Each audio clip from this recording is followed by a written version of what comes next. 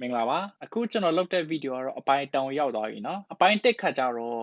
အလောက်လက်မဲ့ခံစားခွေးရှောက်ရင်ဘာအထောက်ထားတွေသူတို့ကကြည့်လဲဘာတွေလိုအပ်လဲเนาะဒါတော့ဗီဒီယို number 1နံပါတ်2ဗီဒီယို number 2ခါကြတော့ရှောက်တဲ့ပုံစံเนาะရှောက်ရှောက်တာနဲ့ဆုံးတဲ့အထိဘာတွေလိုအပ်လဲသူတို့ဘာတွေမေးလဲဆိုပြီးတော့ကျွန်တော်အတိအကျတစ်ချက်ပြီးတစ်ချက်ပြသွားတယ်เนาะအခုနံပါတ်3ဗီဒီယိုကတော့ဗီဒီယို number 3ခါကြတော့အလောက်လက်မဲ့ခံစားခွေရှောက်လို့ပြီးတာနဲ့မပြီးသေးဘူးเนาะအရင်အပတ်ကလေးကရှောက်သွားတယ်ဆိုလို့ရှိရင်တော့ဒီတစ်ပတ်ကတော့ကျွန်တော်ပိုက်စာတောင်းယူရမှာเนาะ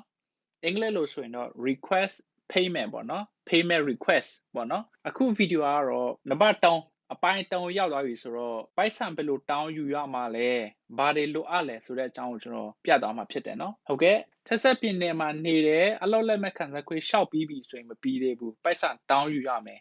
နှစ်ပတ်တစ်ကြိမ်လားတစ်ပတ်တစ်ကြိမ်လားပိုက်ဆံတောင်းယူရမယ်ရှောက်တဲ့ချိန်မှာနောက်ဆုံးဆက်မျက်နှာမှာသူတို့ရေးထားပါတယ်ဘယ်နေ့ဘယ်ရက်ဘယ်အချိန်တောတွင်းမှာပိုက်ဆံတောင်းယူရမှာလဲသူတို့ရေးထားတယ်အဲ့ဟာမေ့တယ်ဆိုလို့ရှိရင်လည်းပြဿနာမရှိပါဘူးเนาะဒီနေ့ကျွန်တော်ပြသွားမယ် unemployment benefit ကိုနှိပ်လိုက်ဟုတ်ကဲ့ apply for benefit ဒါပါဆိုလို့ချင်တာလဲဆိုတော့ရှောက်တော့တစ်ခေါက်မှမရှောက်သေးတဲ့လူတွေအတွက်ဆိုရင်တော့ရှောက်ချင်တယ်ဆိုရင်တော့ဟုတ်ကဲ့ apply for benefit မှာနှိပ်ရမှာပေါ့เนาะဒါပေမဲ့အခုကျွန်တော်ပြမဲ့ဗီဒီယိုကတော့အလောက်လက်မဲ့ခံစားခွေရှောက်လာလဲရှောက်ပြီးသွားပြီပိုက်ဆံတောင်းမဲ့အချိန်ရောက်လာပြီဆိုတော့ဘယ်နားမှာတောင်းမှာလဲဘယ်လိုတောင်းယူရမှာလဲကိုကျွန်တော်လုပ်ပြပေးမှာเนาะ request payment ကိုနှိပ်လိုက်ပါ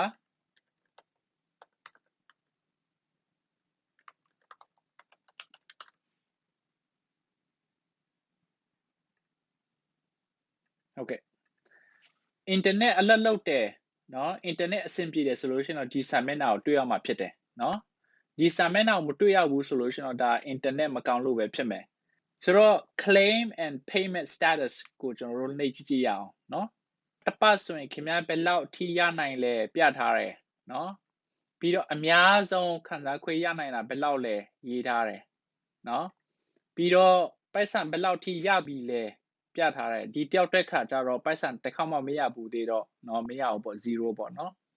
အဲ့လိုမျိုးပဲပြတ်တာဖြစ်တယ်ဒီဟာပြတယ်ပိုက်ဆံရစရာရှိတယ်ဆိုလို့ရှိရင်တော့ဘယ်မှာသွားမှာလဲဆိုတော့ payment request เนาะ payment request ကိုနှိပ်ရမှာဖြစ်တယ်ဟုတ်ပြီလား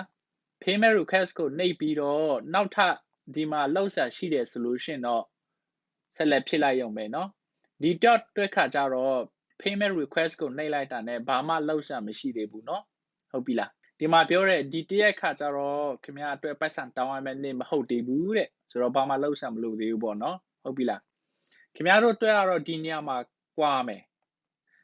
ဟုတ်ကဲ့ payment request ကိုနှိပ်လိုက်တာနဲ့တယောက်နဲ့တယောက်တော့မတူဘူးတော့ခါတလေကြတော့နောက်ထပ်ဖြစ်စရာတွေရှိတယ်ဖြစ်စရာတွေရှိရင်ဖြစ်ပစ်လိုက်ဟုတ်ပြီလားဒါမှပိုက်ဆံရမှာเนาะဟုတ်ကဲ့ပါ